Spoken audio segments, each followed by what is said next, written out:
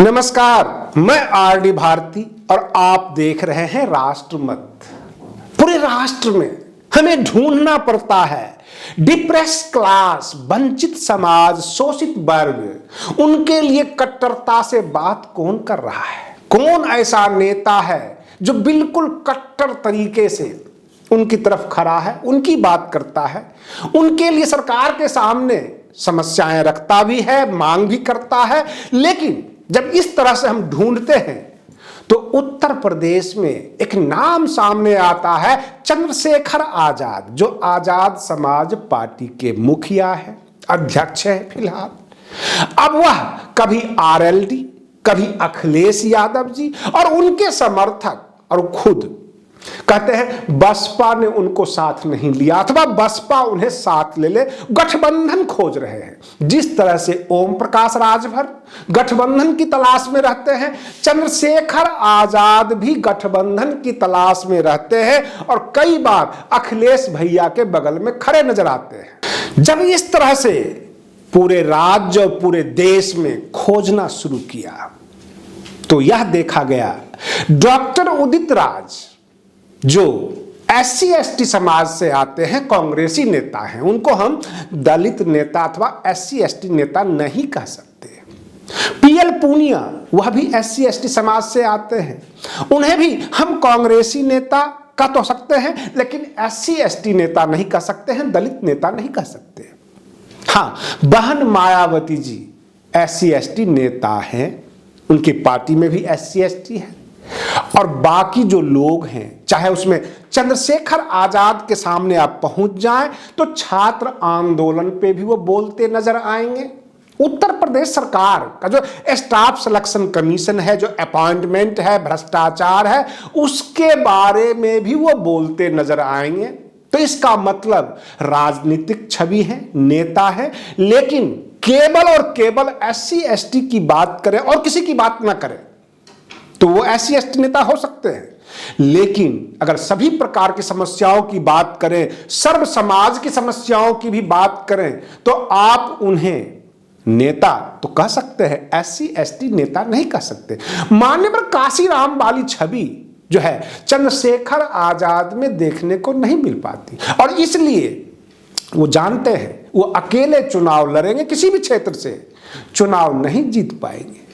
हमेशा समर्थन और गठबंधन की तलाश में रहते हैं ताकि अखिलेश यादव जी के बगल में जाएं तो समाजवादी पार्टी के जो बिछा हुआ कैडर है, जो उनके कार्यकर्ता है, उनकी सपोर्ट मिल जाएगी और SC ST समाज का जो उनके समर्थक है उनका वोट मिल जाएगा।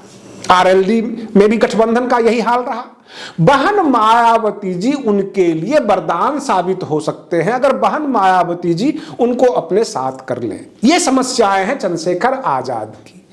अब प्रश्न यह उठता है कि चंद्रशेखर आजाद का अपना राजनीतिक वजूद कितना है। वह आंदोलन के लिए, समाज के लिए संघर्षरत हैं और वहां छवि है, लेकिन एक नेता को जितने वोट चाहिए, जहां से वो विधायक बने अथवा सांसद बने, उतनी पकड़ चंद्रशेखर आजाद में नहीं है। अगर बसपा का कैडर चंद्रशेखर आजाद को समर्थन करे और बसपा के टिकट पर चंद्रशेखर आजाद अगर चुनाव लड़े तो चुनाव जीतने से कोई रोक नहीं सकता। अब रही बात यह कि समस्या कहां है। बहन मायावती जी के बाद चंद्रशेखर आजाद अपने आप को दलित नेता समझते हैं, तो जाहिर सी बात है कोई भी दलित नेता, SC ST का नेता उनके सामने झुकने तो जाएगा नहीं, उनका जूनियर बनने तो जाएगा नहीं। यह सबसे बड़ी समस्या है। अगर वो अखिलेश यादव के पास जाते हैं तो अखिलेश यादव उनके सीनियर रहेंगे, वो उनके जूनियर रहेंगे, तो जाहिर सी बात है वो आजाद समाज पार्टी के अध्यक्ष बनके गठबंधन चाहते हैं। चाहे 2 ही सीट दे दो, 1 ही सीट दे दो, हमारी इज्जत बरकरार रहे।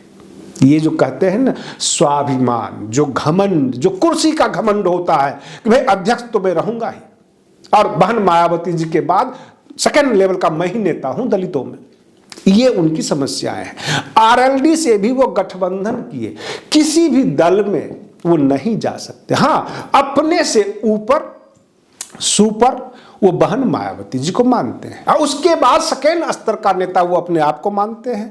तो बहन मायावती जी ही SC/ST समाज में अकेली नेता नहीं है, पूरे 29 राज्यों में, अलग अलग राज्यों में अलग अलग छवि के नेता हैं और SC/ST समाज से हैं, चुनाव जीतते भी हैं, उनकी अपनी छवि है, अपना पकड़ है। अगर वहां चंद्रशेखर आजाद जाते हैं और ये कहते हैं मैं आपसे सीनियर हूं, तो समस्याएं पैदा होगी। आप देख लीजिए, चिराग पासवान भले ही रामविलास पासवान जी के आशीर्वाद से आज तक बने हो, लेकिन वर्तमान में वो सांसद हैं। क्या आपको लगता है कि चिराग पासवान भी SC/ST समाज से आते हैं? और चंद्रशेखर आजाद, और वहां पे जाके चंद्रशेखर आजाद आपके 10 लाइक 15 कमेंट के वजह से ये कह दे चिराग पासवान को कि आपसे हम सीनियर हैं, क्या चिराग पासवान विश्वास करेंगे या उनको बिठाएंगे? नहीं होगा। क्या जीतन राम मांझी के सामने वो पहुंच जाते हैं, कहते हैं हम आपसे सीनियर हैं, क्या वो मानेंगे? ऐसा नहीं मानेंगे। तो चंद्रशेखर आजाद के लिए मजबूरी है कि अपनी पार्टी का वजूद बनाकर और किसी अन्य राजनीतिक दल से गठबंधन करें, चाहे उनको 2 ही सीट मिले, उनको कम से कम आजाद समाज पार्टी का अध्यक्ष तो कहा जाएगा।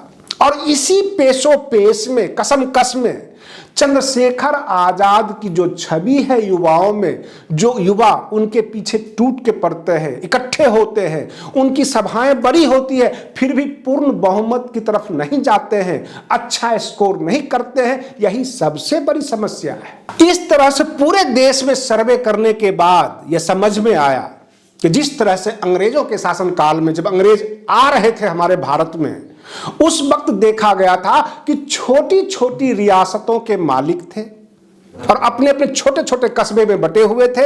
अंग्रेजों ने धीरे धीरे सबको काबू किया। ठीक उसी तरह बहुजन समाज में पूरे 29 राज्यों में, हर राज्य में छोटे बड़े बहुजन समाज के नेता हैं। कोई अपने आप को बड़ा समझते हैं, कोई अपने आप को छोटा समझते हैं, सब अपने आप में टाइट खड़े हैं, हम बहुजन समाज के नेता हैं। लेकिन केंद्र की जो राजनीति है उन सबको दबोच के रखती है, मीडिया का फ्लो सामने छोड़ देती है। इनके पास क्या है? कुछ भी नहीं। और केंद्र की सत्ता के पास EVM है, अफसर है, सत्ता है, सारी मशीनरी है। इन तमाम रियासती बहुजन नेताओं को अपने काबू में कर लेती है केंद्र सरकार और फिर से केंद्र की सत्ता वहीं पर आ जाती है। आप बने रहिए राष्ट्रमत पर। हम फिर अगले वीडियो में आते हैं और आपको पूरी देश का दर्पण की तरह दिखाते हैं कि सच्चाई क्या है।